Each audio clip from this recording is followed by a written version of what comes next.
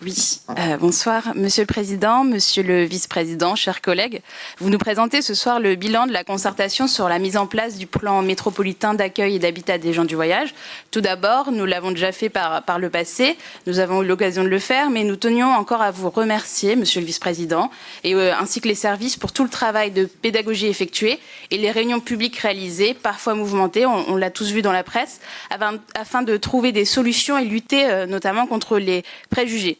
À l'heure où la haine, la peur et le repli sur soi gagnent du terrain, il était plus que jamais essentiel de lutter contre le rejet, les a priori, par cette phase de concertation. Ainsi, les documents à disposition et les réunions publiques permettaient d'appréhender les enjeux autour de l'accueil de nos concitoyens voyageurs sur le territoire. Malheureusement, nous l'avons vu, cela n'a pas empêché quelques propos excluants, notamment dans la concertation. L'antiziganisme, on le sait, est encore profondément ancré dans notre société. Et pour cause, les voyageurs subissent en France des discriminations au quotidien. La plus répandue d'entre elles, c'est l'emplacement des lieux d'accueil. D'ailleurs, il y a un livre du juriste William Hacker qui a recensé dans son livre l'ensemble des aires sur le territoire national, donc c'est où sont les gens du voyage. 70% des aires d'accueil en France sont isolées, la moitié de celles-ci sont polluées. Il décrit d'ailleurs la métropole lilloise comme l'une des plus problématiques sur ces deux points. Quand vous êtes relégué au milieu de nulle part, comment pouvez-vous vous intégrer dans le tissu social et créer les conditions du vivre ensemble ? William Hacker dit cet adage « Si tu ne trouves pas l'aire d'accueil, cherche la déchetterie ». Cet adage fonctionne avec les chemins de fer, les voies rapides, les usines et sites pollués. Cette exposition aux pollutions, c'est ce que vivent depuis des années nos concitoyens de l'aire d'accueil d'Hélène-Ronchin. Maladies respiratoires, balbutiements, les effets sont terribles pour la santé de ces familles.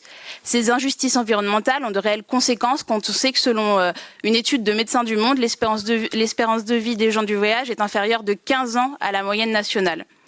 Ce plan est évidemment un progrès lorsqu'on considère le manque criant de place au sein de notre métropole. Surtout que la plupart de ces terrains sont publics actuellement, ceux que vous nous présentez, donc c'est un bon point.